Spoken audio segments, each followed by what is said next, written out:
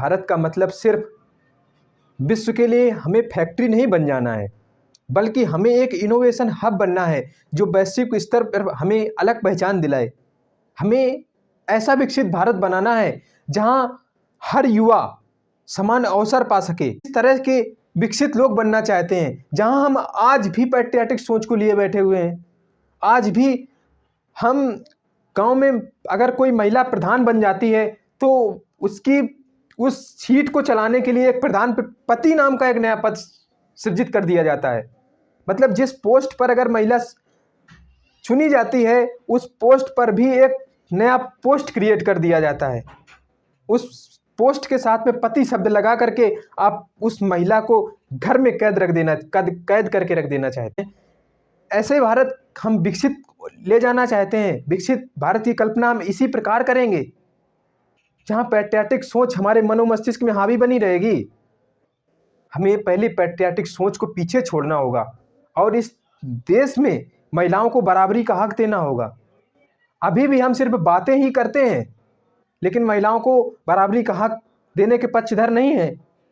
आज भी अगर कोई महिला आगे आकर के बढ़ चढ़ कर के कुछ बोलना चाहती है तो घर में ही भाई और पिता के द्वारा उन्हें पीछे खींच लिया जाता है।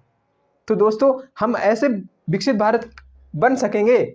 हमें विकसित भारत बनने के लिए हर वर्ग को बराबरी का हक देना होगा। हर एक की सोच पर विचार किए जाने की ज़रूरत है।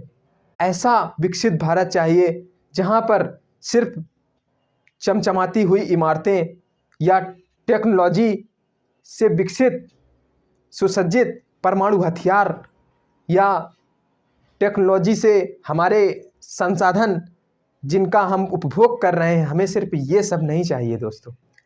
हमें विकसित भारत की कल्पना करने के लिए सबसे पहले अपने दिमाग से जाति धर्म और पैट्रियाटिक सोच को बाहर निकालना होगा।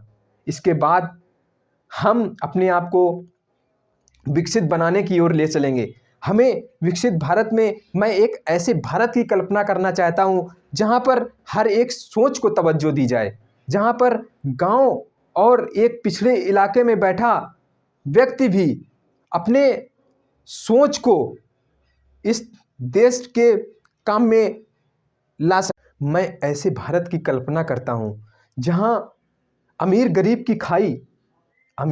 की खाई केवल अर्थव्यवस्था को देख करके निर्धारित न की जाए,